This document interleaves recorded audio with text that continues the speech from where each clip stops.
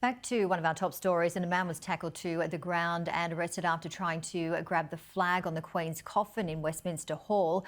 I'm joined live now by criminal justice and criminology expert Terry Goldsworthy. Great to see you, Dr. Goldsworthy. So let's talk about this incident. It's alleged that officers were quick to react, tackling him to the ground before moving him from the scene. And there is a statement from Scotland Yard saying that the man is in custody. From your expertise, how do you see this unfolding? Yeah, look, I mean, something like this was, I guess, inevitable that someone would try something silly, given what's happened over the last few days in terms of the amount of people going past the Queen's coffin, etc. So, I mean, the police have done a really good job so far. They've certainly got a big job in front of them. But, you know, you're going to have incidents like this where individuals take it upon themselves to commit some kind of breach of the peace type offences. As we saw with this one, the security services were very, very quick to react. So people may attempt to disrupt the services and the processions and the events taking place over the next few days. I expect that the police response will be very effective and very efficient to prevent that from happening. Absolutely, and the Queen's funeral is set to be the biggest security operation in the UK since World War II. I mean, we've already seen hundreds and thousands of people all across London, Wales, the UK. And in terms of the funeral, they're expecting more than 70 heads of government, millions of onlookers lining the street. I mean, we're talking snipers, sniffer dogs, undercover police, and incredible preparation required. Yeah, look, this is all about risk mitigation. So, you know, you've got a major event taking place. So you not only have the Queen, the royals from the UK, etc., but you have a number of external VIPs attending, like the US President, etc. So, you know, you have the Met Police in control, but working with them are MI5, MI6. You know, you have other organisations looking at terrorist threats, etc. So you have, on one hand, the public event taking place with, as you said, hundreds of thousands of people.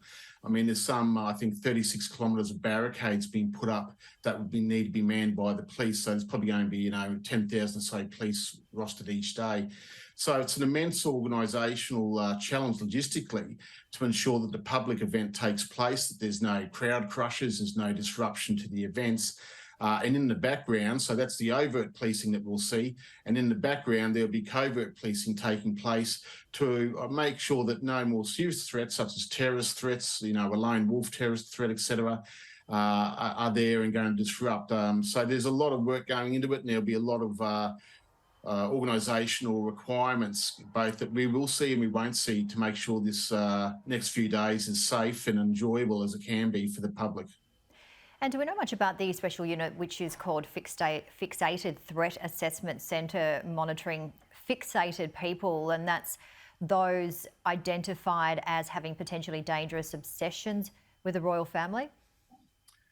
Yeah, look, most police services have these type of units now where they try to, through intelligence processes, identify people who may pose a threat. And we're talking primarily about lone wolf type of threats here, where someone operates alone, not necessarily part of a larger group or organisation.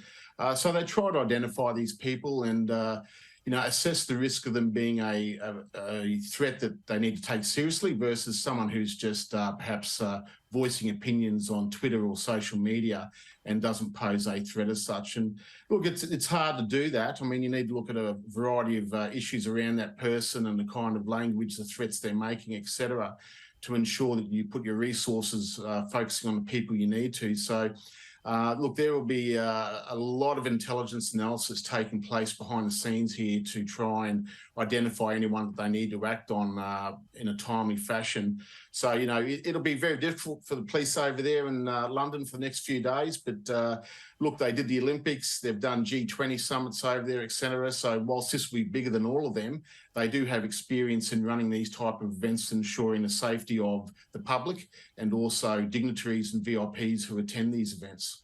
They certainly do have a lot of experience. And just reading a few stats, as many as 750,000 people predicted to travel to London for the state funeral. And Compared to that, so around 200,000 made that journey in 2002 for the passing of the Queen Mother. You've got to look at the modern security threats between what's happening now and, you know, with Princess Diana's funeral around 25 years ago, the Queen's Mother's passing, very different times.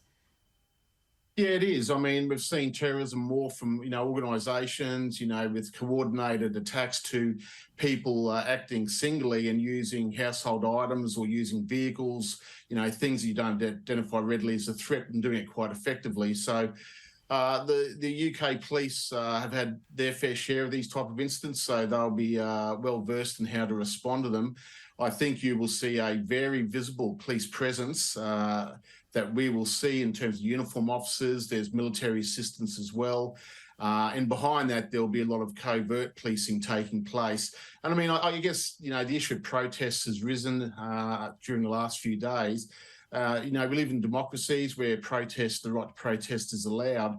I guess that is balanced against where it may impede or cause people, to not be able to enjoy the events that are taking place. And the other thing that police would be cognizant of is that if someone is protesting, it may cause issues within the crowd where people react to it. So, the protests may be limited in terms of how vocal and how visible they can be in terms of the policing response.